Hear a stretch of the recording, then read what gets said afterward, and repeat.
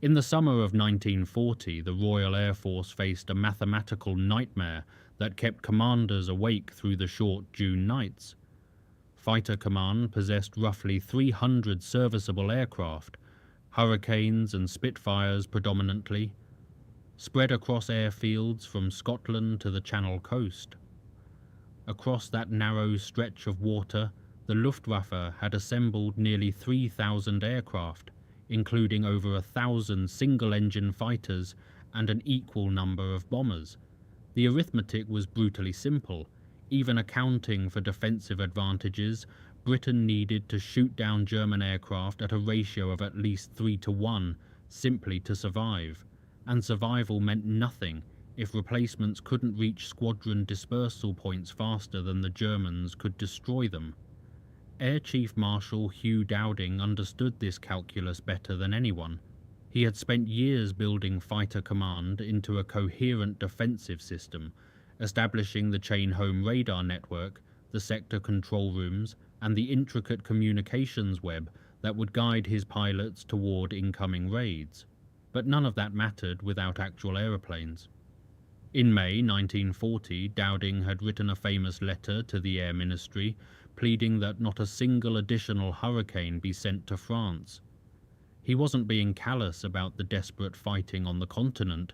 He was being coldly realistic about what Britain would need once France fell. The production figures from early 1940 made grim reading. British factories were producing roughly 300 fighters per month, but losses during the Battle of France had been catastrophic. Between the 10th of May and the 4th of June, the RAF lost nearly 500 aircraft over France and the Low Countries. Pilots were being killed or captured faster than training schools could replace them, and the precious Hurricanes, sent to support the doomed French campaign, were either shot down, destroyed on the ground, or abandoned during the evacuation. When the last British troops waded onto the beaches at Dunkirk, Fighter Command was hemorrhaging assets it couldn't afford to lose. The situation grew worse throughout June. German forces occupied the French coast, bringing their airfields within easy range of southern England.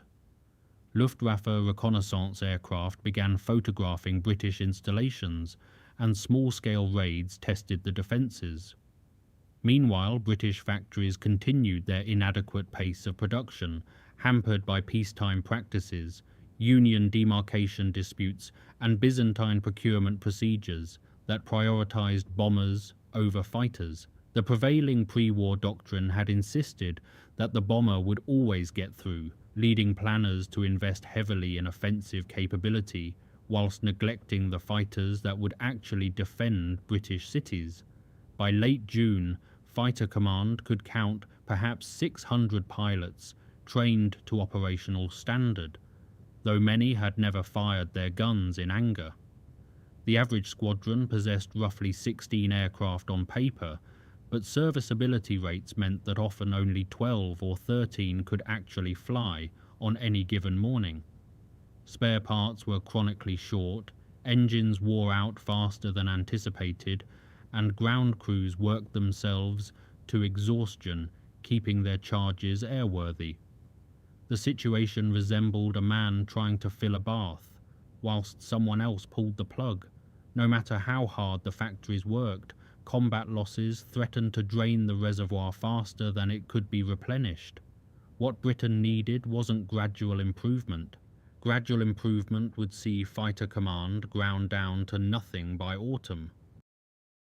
What Britain needed was a production miracle, someone willing to smash through every obstacle, ignore every established procedure, and transform the entire aircraft industry through sheer force of will.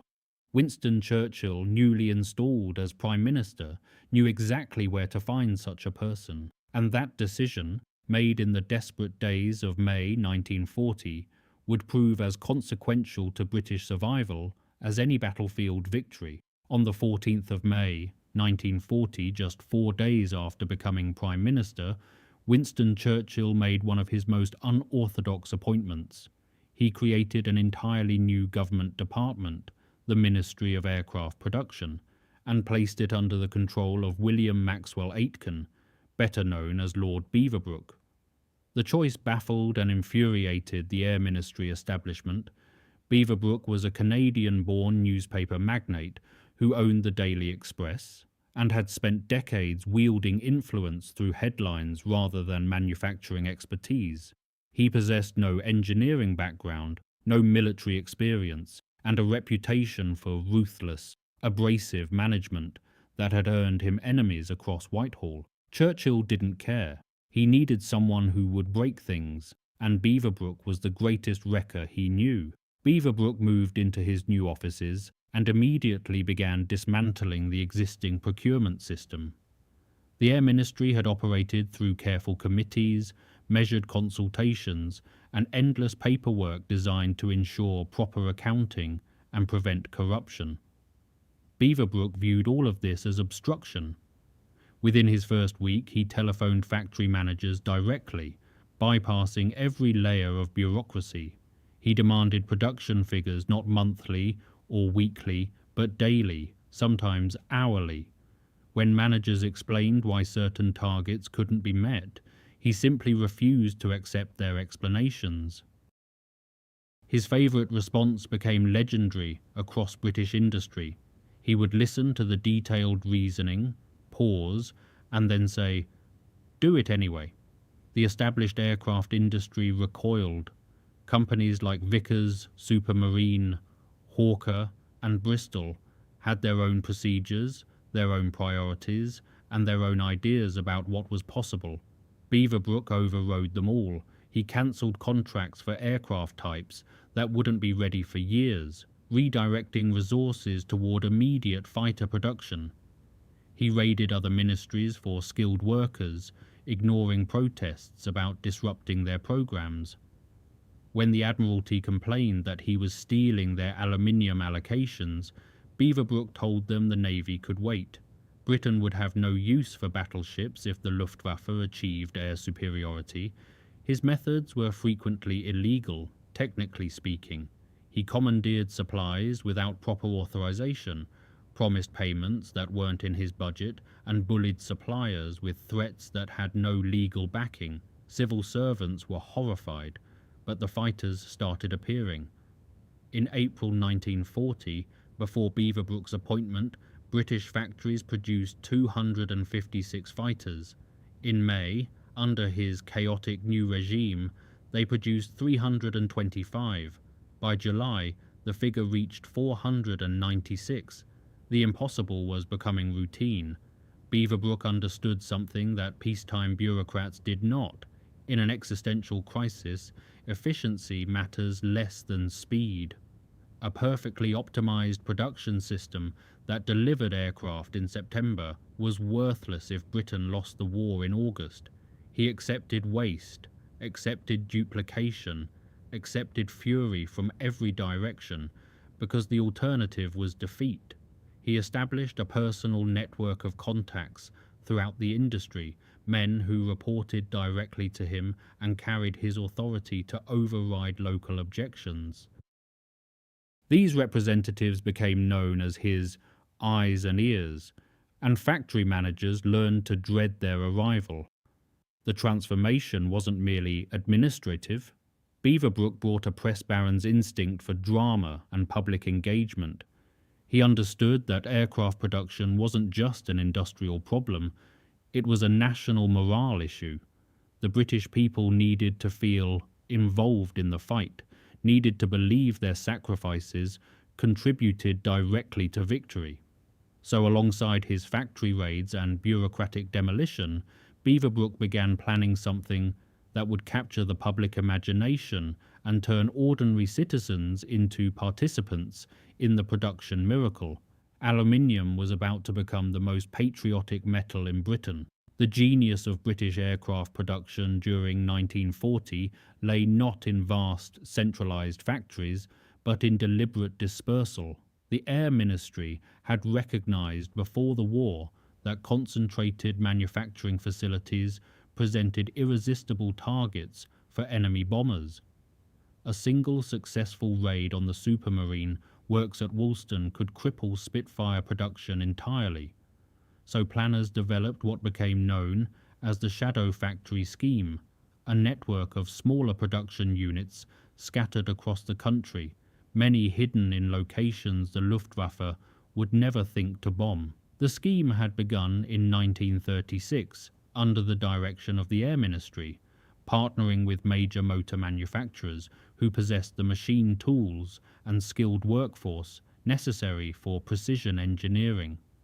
Austin, Roots, Daimler and Standard all received contracts to build shadow facilities adjacent to their existing plants. These factories would produce aircraft components in peacetime, maintaining readiness, then shift to full production when war came. By 1940, the network had expanded far beyond anyone's original conception, encompassing hundreds of sites from suburban garages to requisitioned stately homes. Castle Bromwich in Birmingham became the most important shadow factory of all. Built specifically to manufacture Spitfires, this enormous facility had struggled through a troubled birth.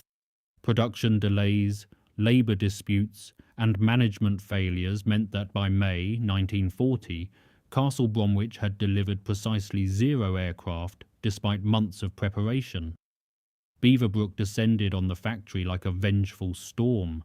He sacked the existing management, installed Vickers personnel, and imposed brutal new working conditions. By June, the first Castle Bromwich Spitfires were rolling off the line. By September, the factory was producing over half of all Spitfire output. Dispersal extended far beyond purpose-built factories. Requisitioned premises throughout southern England began contributing to the production effort. A bus depot in Southampton assembled fuselage sections. A laundry in Reading manufactured small components. Garages, warehouses, and even a dance hall found themselves pressed into service. The logic was simple. The more sites producing aircraft parts, the harder it became for German bombers to cripple overall output. Destroying one facility might eliminate 10% of production for a specific component, but other sites could increase their output to compensate. This dispersal created enormous logistical challenges. Components manufactured in dozens of locations had to be transported to assembly points, fitted together with absolute precision, and delivered to operational squadrons. Beaverbrook's ministry developed new coordination systems, tracking parts through the supply chain and identifying bottlenecks before they could halt production. Telephone lines between dispersed sites hummed constantly with status updates and urgent requests. Lorries carried completed assemblies through the night, their drivers navigating blacked-out roads to reach their destinations by dawn. The Luftwaffe tried repeatedly to disrupt this network. On the 26th of September 1940, German bombers struck the supermarine works at Woolston with devastating accuracy. The attack killed nearly 100 workers and destroyed much of the facility. Pre-war planners would have viewed this as catastrophic. But by September, Woolston represented only a fraction of Spitfire production. Other sites increased their output, Castle Bromwich continued its relentless pace, and within weeks, total Spitfire production actually exceeded pre-raid levels.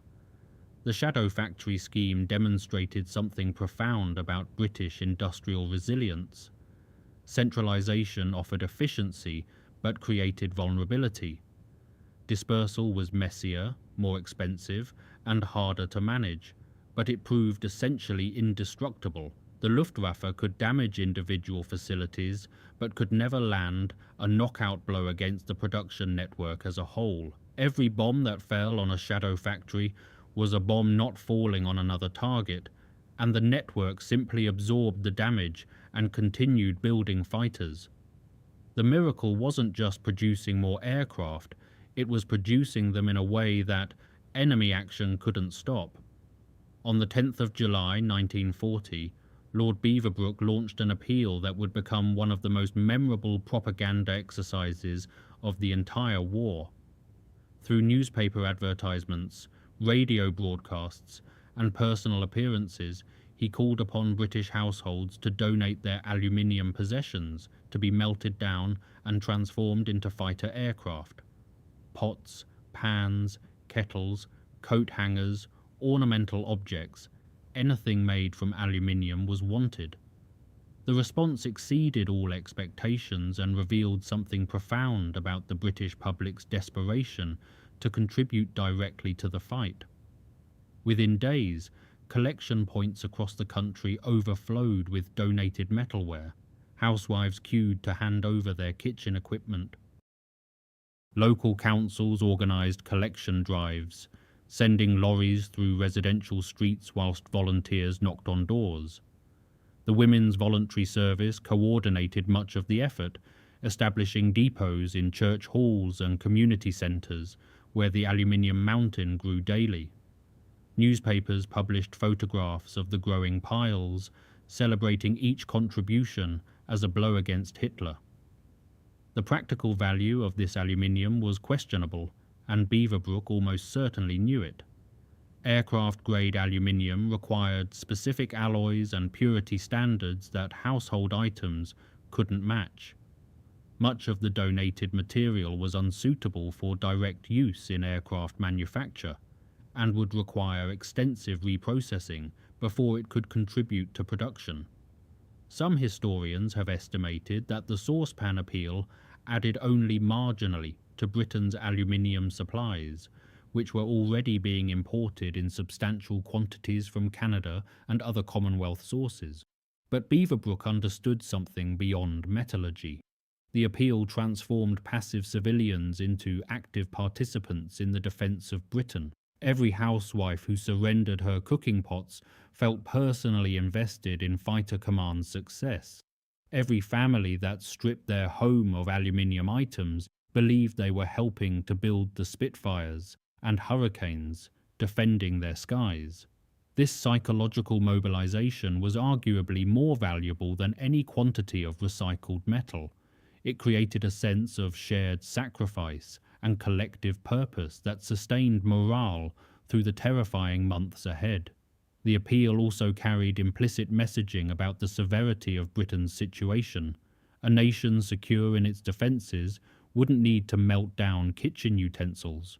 By asking for such intimate domestic sacrifices, Beaverbrook communicated the desperate reality without speaking it directly. People understood that Britain must be in genuine peril if the government wanted their saucepans. This understanding prepared the public psychologically for the hardships to come, the bombing, the rationing, the long years of war that lay ahead. Local communities competed to demonstrate their patriotism through aluminium collection. Towns published their donation totals in local newspapers. Schools organised drives amongst pupils, with children bringing items from home and earning recognition for their contributions. Some families donated treasured possessions, wedding presents, inherited items, objects with sentimental value, far exceeding their material worth. These sacrifices bound communities together in common cause and created stories that would be retold for generations. Beaverbrook promoted individual large donations with characteristic flair. When wealthy households contributed substantial quantities, he ensured the newspapers reported their generosity. When factories donated scrap aluminium from their own processes, he praised them publicly. The appeal became self-reinforcing. The more attention it received, the more people wanted to participate, and the more donations flowed into collection points. By the end of July, over 1,000 tons of aluminium had been collected. Whether it ever flew in combat remained uncertain, but it had already achieved something equally important. Britain felt mobilized, united, and determined to fight with everything it possessed, right down to its cooking pots. The Battle of Britain consumed aircraft at a terrifying rate. During the heaviest fighting in August and September 1940, Fighter Command sometimes lost 40 or 50 aircraft in a single day. If every damaged fighter had been written off completely, the mathematics of attrition would have overwhelmed British production capacity regardless of Beaverbrook's efforts. But a remarkable organisation ensured that crashed and damaged aircraft returned to combat far faster than anyone had thought possible. The Civilian Repair Organisation became one of the unsung miracles of 1940. Established under Beaverbrook's ministry, the Civilian Repair Organisation employed thousands of workers in dozens of facilities across Britain. Their task was straightforward in concept, but extraordinarily demanding in execution: salvage every crashed aircraft possible, assess the damage, and restore it to flying condition. A Hurricane that belly landed in a Kent field after running out of ammunition wasn't a write-off. It was a repair job. A Spitfire that crashed on landing with a damaged undercarriage wasn't scrap metal. It was an aircraft that could fight again within days. Salvage crews fanned out across southern England, guided by reports from observer corps posts, police stations, and local authorities. When a fighter came down, these teams raced to reach it before souvenir hunters stripped valuable components or weather damage worsened the aircraft's condition. They worked in fields, on rooftops, in gardens, and sometimes under ongoing air raids. Speed mattered enormously. An aircraft recovered within hours stood far better chances of repair than one left exposed for days. The repair facilities themselves operated with assembly line efficiency. Damaged aircraft arrived by lorry, often in pieces. Skilled workers assessed each one, determining what could be salvaged and what required replacement. Some aircraft needed only minor work: a new propeller, patched holes in the fuselage, replacement instruments. Others required near-complete reconstruction, with only the central fuselage structure surviving from the original aircraft. The organisation maintained vast stocks of spare parts, cannibalizing unrepairable aircraft to provide components for those that could fly again. During August 1940, at the height of the battle, the Civilian Repair Organisation returned 160 aircraft to service. This figure represented roughly 35% of Fighter Command's entire replacement needs during that desperate month. Without these repaired aircraft, Dowding's squadrons would have withered far more rapidly than they did. Every salvaged Hurricane was an aircraft that didn't need to be built from scratch, freeing factory capacity for new production whilst keeping experienced machines in the fight. The workers who performed these repairs were predominantly civilians, skilled engineers, mechanics, and craftsmen who had worked in peacetime aviation or motor industries. Many were too old for military service or held reserved occupations. They worked punishing hours in conditions that ranged from purpose-built hangars to improvised workshops. Some repair facilities operated within range of German bombers and suffered attacks themselves. But production continued regardless, driven by the knowledge that every aircraft they returned to service might save Britain. Quality control remained rigorous despite the pressure for speed. A badly repaired aircraft that failed in combat was worse than no aircraft at all. It killed a precious trained pilot whilst contributing nothing to the defence. So inspectors examined every repair, testing systems, and demanding corrections before signing off on airworthiness. Pilots flying repaired aircraft needed absolute confidence that their machines would perform when called upon. The Civilian Repair Organisation delivered that confidence, returning aircraft that flew and fought as capably as factory-fresh machines. They had transformed salvage from an afterthought into a strategic asset that multiplied Britain's effective fighter strength far beyond what production figures alone could achieve. Britain did not face the Luftwaffe alone. Across the oceans, the vast resources of the Commonwealth and Empire mobilised to support the desperate island nation. Canada, Australia, New Zealand, South Africa, and Rhodesia all contributed pilots, aircraft and manufacturing capacity that proved essential to fighter command's survival and eventual triumph. This imperial pipeline transformed a battle for British survival into a genuinely global effort. The British Commonwealth Air Training Plan, agreed in December 1939, established the framework for this contribution. Canada became the linchpin of the entire scheme, with vast open spaces, safe distance from enemy attack, and abundant resources. Canada offered ideal conditions for training the thousands of aircrew Britain would need. Training schools spread across the Canadian prairies, from Alberta to Ontario, churning out pilots, navigators, and gunners at rates impossible in bomb-threatened Britain. By war's end, over 130,000 aircrew would graduate from Canadian training establishments. But Canada contributed far more than training facilities. Canadian factories began producing aircraft under license, including Hurricanes manufactured by the Canadian Car and Foundry Company in Fort William, Ontario. These Canadian-built Hurricanes arrived in Britain throughout 1940, supplementing domestic production and replacing combat losses. The quality matched British-built examples, and the additional manufacturing capacity proved invaluable when British factories faced bombing and disruption. Individual Commonwealth pilots reached Britain through various routes. Some had joined the RAF before the war, serving alongside British pilots in regular squadrons. Others volunteered immediately when war began, crossing oceans at their own expense to enlist. By the summer of 1940, Commonwealth aircrews served throughout Fighter Command, their contributions formally recognised when national squadrons began forming. Number 401 Squadron became the first Royal Canadian Air Force fighter squadron to operate in Britain, whilst Australian, New Zealand and South African pilots flew in both national and mixed squadrons. The Commonwealth contribution extended beyond the obvious dominions. Rhodesian pilots served with distinction throughout the battle.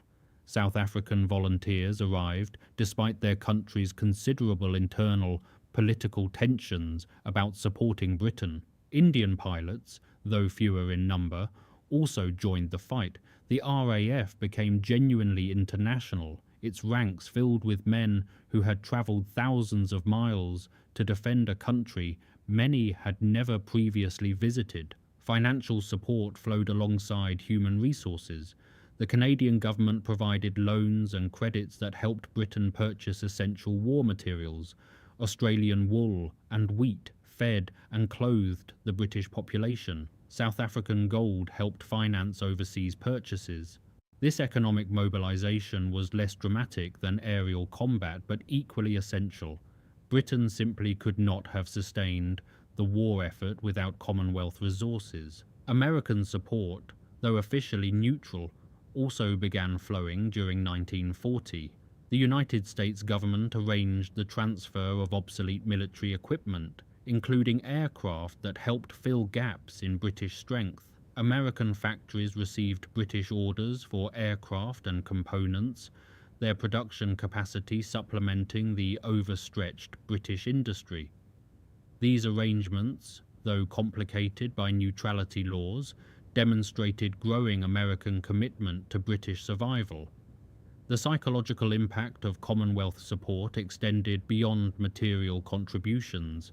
British civilians knew they weren't fighting alone. Newspaper reports celebrated the arrival of Canadian squadrons, the bravery of Australian pilots, the loyalty of the entire empire, rallying to the motherland's defence. This sense of global solidarity sustained morale during the darkest weeks. Britain might stand geographically isolated, but it drew strength from connections spanning the globe. Every Canadian Hurricane, every Australian pilot, every South African volunteer represented the vast resources that Hitler could never match. The empire struck back, and its contribution would only grow as the months passed. Raw determination and organizational genius would have counted for nothing without fundamental changes in how aircraft were actually built. Throughout 1940 and into 1941, British factories underwent a quiet revolution in manufacturing techniques that dramatically accelerated production whilst maintaining the quality that pilots' lives depended upon. Innovation under fire became the defining characteristic of British aircraft manufacture. The original Spitfire design, magnificent though it was, had never been intended for mass production. R.J. Mitchell's elliptical wing, beautiful and aerodynamically superb, required complex manufacturing processes that slowed output considerably. Each wing demanded precise craftsmanship, with compound curves that challenged even experienced workers. Supermarine engineers began simplifying production wherever possible without compromising performance. Jigs and templates standardized component manufacture, allowing less skilled workers to produce parts that previously required master craftsmen. The aircraft remained essentially unchanged in the air, but the factory floor transformed around it. Similar processes reshaped Hurricane production. Sydney Cam's design was inherently more suitable for rapid manufacture than the Spitfire. Its fabric-covered fuselage and simpler wing construction allowed faster assembly. But Hawker engineers still found improvements, reducing the man-hours required for each aircraft whilst increasing output. By late 1940, a Hurricane could be built in roughly half the time required at war's outbreak. Working patterns changed as dramatically as manufacturing techniques. Peacetime factories had operated single shifts with weekends off. Beaverbrook's ministry imposed continuous production, 3 shifts rotating around the clock, 7 days weekly. Workers who had enjoyed regular hours now laboured through nights and Sundays, sustained by overtime pay and patriotic commitment. Absenteeism dropped to negligible levels. Despite the exhausting schedules, workers understood what their aircraft meant to the pilots flying them, and that knowledge drove extraordinary dedication. Women entered aircraft manufacturing in unprecedented numbers. Before the war, factory work had been predominantly male, with women confined to clerical or light assembly roles. Labour shortages shattered these conventions. Women took positions throughout the production process, operating machine tools, riveting airframes, and assembling complex components. They proved entirely capable, often bringing meticulous attention to detail that improved quality whilst matching male production rates. By 1941, women comprised a substantial portion of the aircraft manufacturing workforce. New materials and techniques emerged from necessity. Aluminium shortages forced experimentation with alternatives. Wooden components replaced metal where possible without compromising structural integrity. Plastics found applications in non-critical parts. These substitutions weren't always successful. Some experiments failed and were abandoned, but the willingness to try new approaches kept production flowing despite material constraints.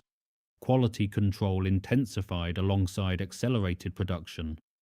Every aircraft underwent rigorous inspection before delivery.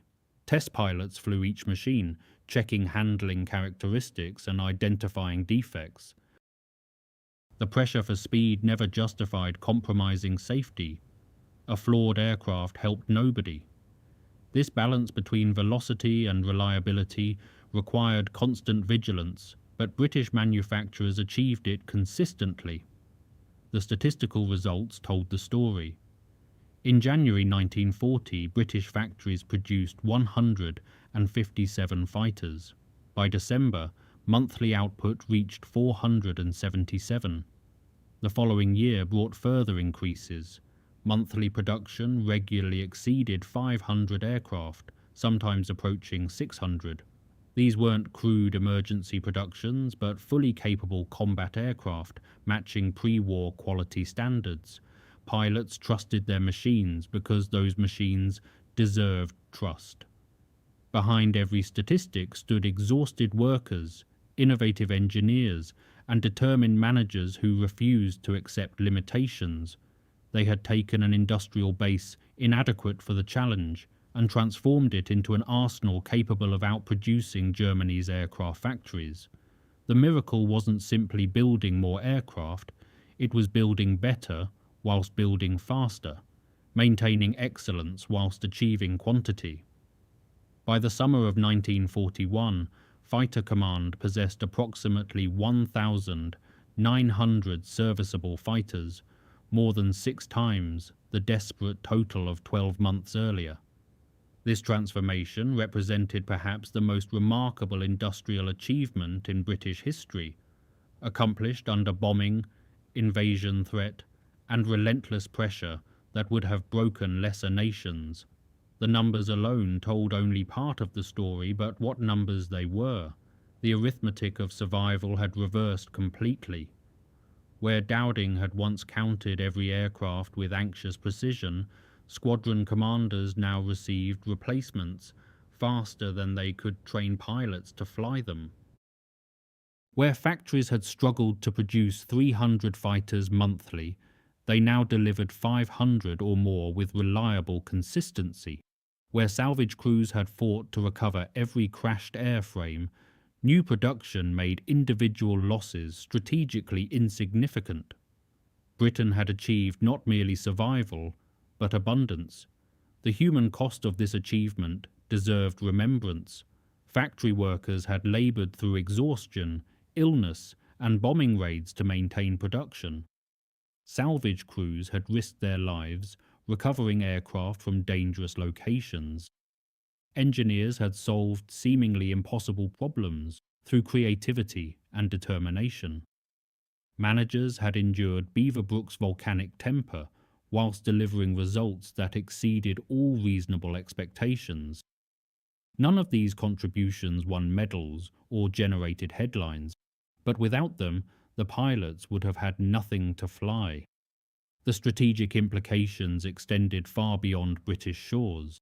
Germany had expected to destroy the RAF during summer 1940, then either invade or negotiate British surrender.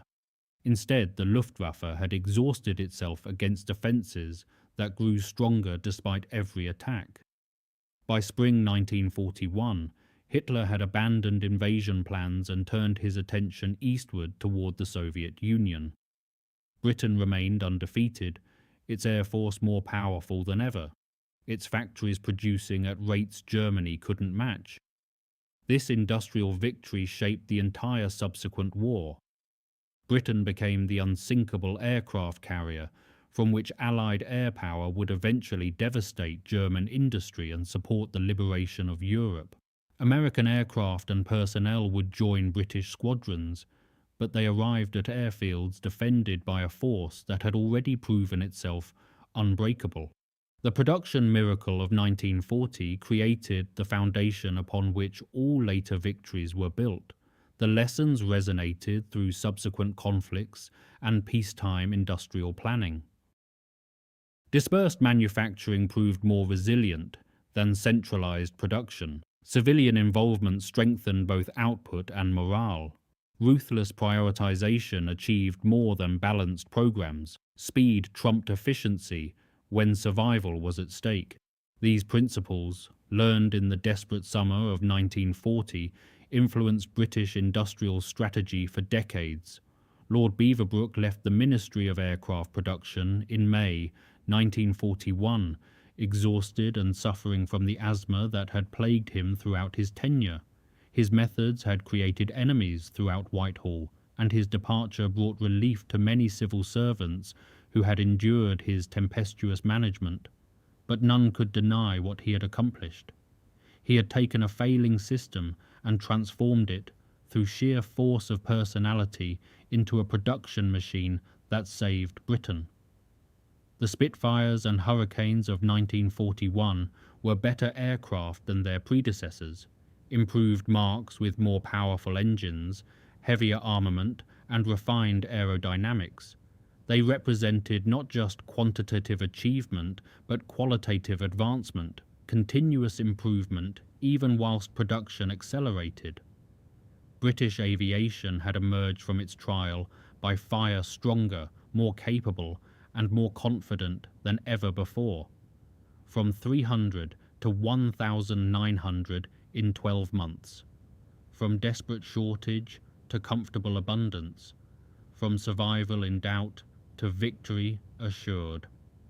The production miracle of 1940 remains one of Britain's finest hours, less celebrated than the pilots who flew, but equally essential to the triumph that followed. Industrial courage had matched aerial heroism, and together they had saved a nation.